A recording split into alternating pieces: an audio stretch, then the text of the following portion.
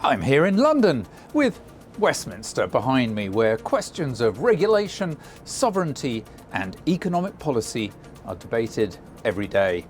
And increasingly, those debates are inseparable from digital infrastructure.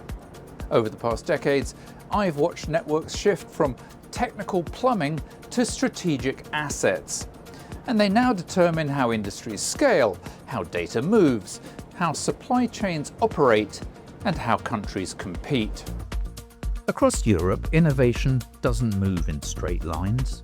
It moves through dense, interconnected systems where carriers, industries, regulators, and vendors are all operating at once.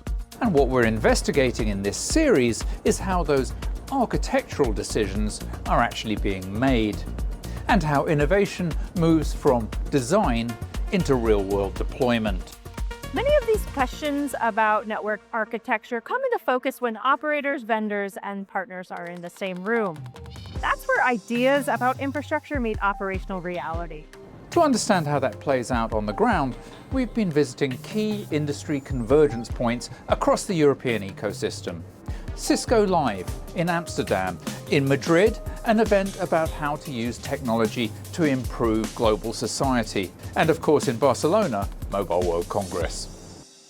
Europe has always been a unique market for a lot of different reasons, and the regulatory environment has always been a big factor, and so has the fact that there's a lot of competition in this market.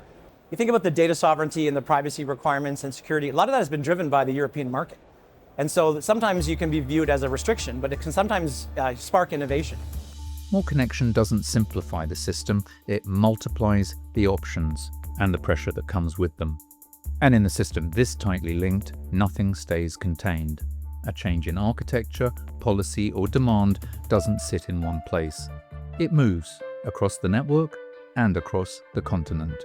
You need distributed data centers, you need network infrastructure to deliver to agents, and service providers have all of that. They have the physical assets, fiber, they are in all these metro locations, which are the ideal places for data interchange. So they have all the ingredients to be major players in the ecosystem.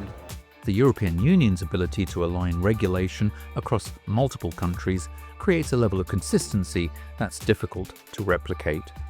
And in systems like this, consistency isn't a constraint, it's an advantage. And it's visible where the industry comes together.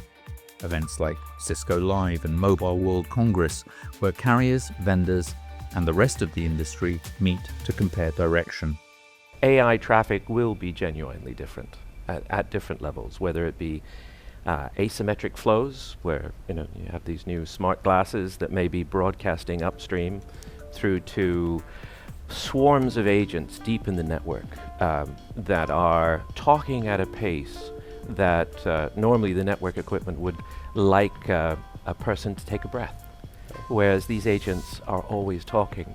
The network needs to have fundamentally net new capabilities in a world of AI. We know about extreme bandwidth and extreme low latency requirements, but interconnecting data centers, interconnecting clouds, this is where a lot of enterprises are pushing data back and forth between.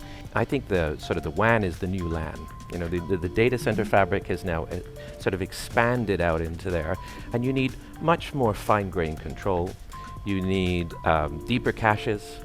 And you need brilliant observability, brilliant security, and you need a network that is fit for the future and ready for AI. This is a continent in motion, where innovation isn't isolated, it's shaped by the system around it.